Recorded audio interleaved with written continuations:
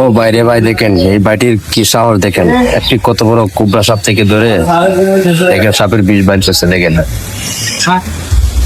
দেখেন আমি দেখে অবাক, দেখেন কি সাহস এই বাইটি। 1 কেজি সোনার দাম 1 কোটি টাকা, আর 1 কেজি সাপের বিষের দাম 4 কোটি টাকা। এখন কোনটা ভালো আপনারা বলেন।